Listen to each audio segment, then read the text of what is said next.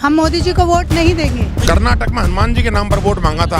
वहाँ के लोगों ने कहा पहले राम को बेच खाया, हनुमान जी को लाए, हनुमान जी ने बड़ी गदा। कर्नाटक में इनका सुपड़ा साफ हो गया। पूरा देश पीड़ित है इस मोदी सरकार से। मोदी जी फ्रॉड है और जब से आया है बिल्कुल बर्बाद कर दिया है पूरे। मोदी जी केवल युवाओं को धर्म के नाम पे भड़का सकते हैं, गरीबी के ऊपर बात नहीं कर रहे हैं, महंगाई के ऊपर बात नहीं कर रहे हैं। आप धार्मिक मुद्दे बढ़ाए जा रहे हैं। अमित शाह का बेटा साल भर में 80 करोड़ पे पहुंच गया उसका। इसका मतलब कहीं ना कहीं 2 नंबर के पैसे वो 1 में किया उन्होंने। कांग्रेस पार्टी ने 500 रुपए टंकी करी थी, तब बीजेपी ने बोला हम 800 करेंगे, 200 रुपए घटाएंगे। तो ये आप 800 करके वोट मांग रहे हो, कांग्रेस ने ऑलरेडी 500 कर रखी टंकी की रेट। हम मोदी जी को वोट नहीं देंगे, हम कांग्रेस को ही वोट देंगे। गहलोत जी ने बहुत अच्छी योजनाएं हमारे लिए जो वो लेकर आए हैं ना, वो मोदी जी नहीं कर सकते वो काम। राजस्थान में इस बार अशोक गहलोत जी ने जो जन कल्याणकारी जो योजनाएं लागू करी हैं, चाहे वो चिकित्सा बीमा हो 25 लाख रुपए का, गैस 500 रुपये गरीब को सब्सिडी मिल रही है, और सबसे बड़ा जो हम युवाओं के साथ हम नौकरी पेशा हैं, ओल्ड पेंशन स्कीम, जिससे हम लोग महरूम हो रहे थे, हमारे अब बुढ़ापा खराब हो जाता। अब ओल्ड पेंशन स्कीम से हम लोगों को लाभ मिलेगा, हमारे बुढ़ापा सुधर जाएगा, नाती पोतों के लिए कुछ कर पाएंगे। ये एक बहुत बड़ा इशू है।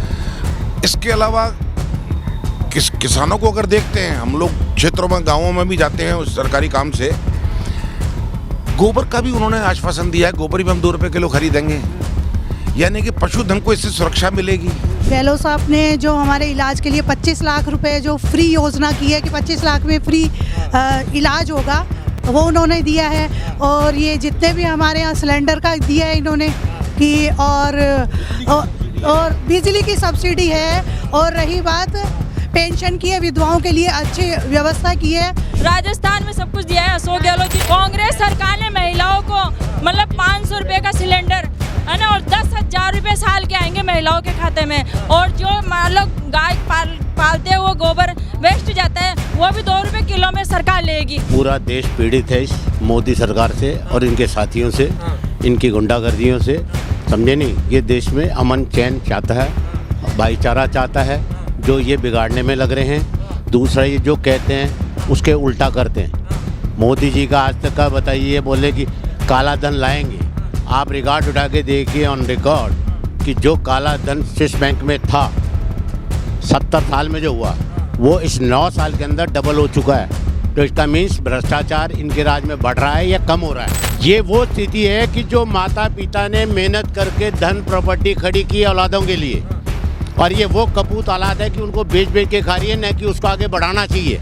जब तो वो सपूत है कि जो माँ बाप ने जो छोड़ के गए उसको आगे बढ़ाया, ये तो उनको बेच के खा रहे हैं। तो मोदी जी कौन सा विकास कर रहे हैं? तो अपने उनका विकास कर रहे हैं। आप एक बार बताइए कि एक किसान का लाख रुपया हो तो इनके बैंक वाले उसके घर पहुंच जाते हैं कब्जा करने, वो बेचारे आत्महत्या कर रहे हैं। और इनको 2-2 लाख करोड़ रुपए का जो है अडानी अंबानी को जो ये माफ़ कर रहे हैं, किस चीज़ का कर रहे हैं, क्यों कर रहे हैं, क्या इनका क्या इंटरेस्ट है?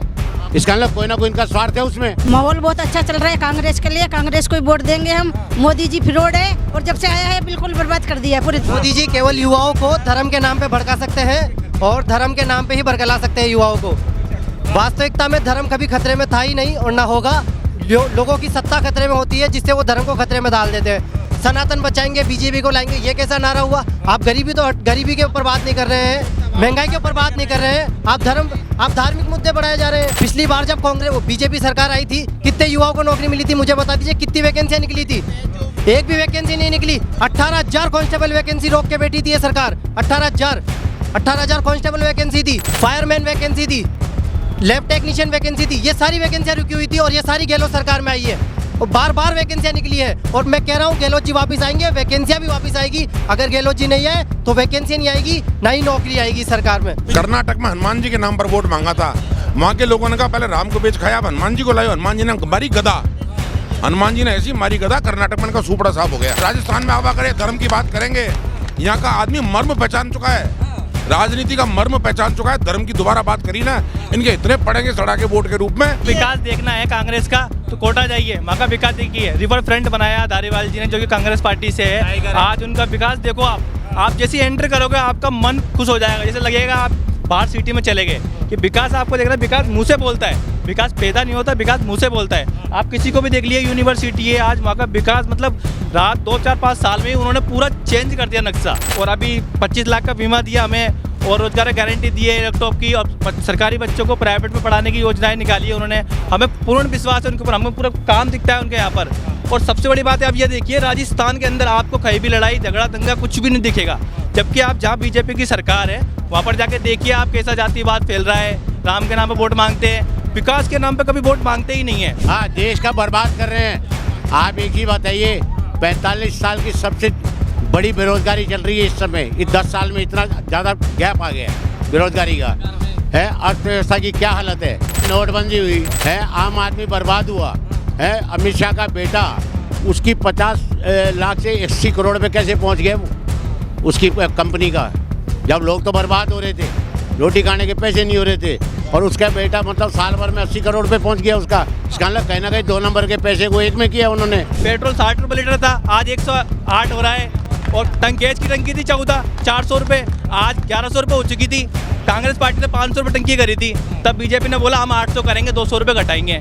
तो ये आप 800 करके वोट मांग रहे हो, कांग्रेस ने ऑलरेडी 500 कर रखी टंकी की रेट। कल वो वही दबेगा 4 नंबर का कांग्रेस का बटन। ईमानदार प्रधानमंत्री वो होता है जो देश को साथ लेके चले, खुद आगे बढ़ के देश को पीछे छोड़ के आगे बढ़ा नहीं जाता। मोदी जी केवल अडानी जी को आगे बढ़ा रहे हैं, देश को नहीं। उन्होंने अडानी जी, अंबानी और कई करोड़पतियों के कर्जे माफ करे गए। किस गरीब किसान का कर्जा माफ करा गया है, मुझे बताइए। कांग्रेस जो कहती है वो करती है। कांग्रेस ने, मेरी बात सुनो, यहाँ जो योजना की कही थी पिछले चुनाव से पहले, उनको लागू किया है, ठीक है ना। वहाँ कर्नाटका में जो बोला, उसको तुरंत गवर्नमेंट आते ही 100 दिन भी नहीं हुए वो योजनाएं लागू हो गई।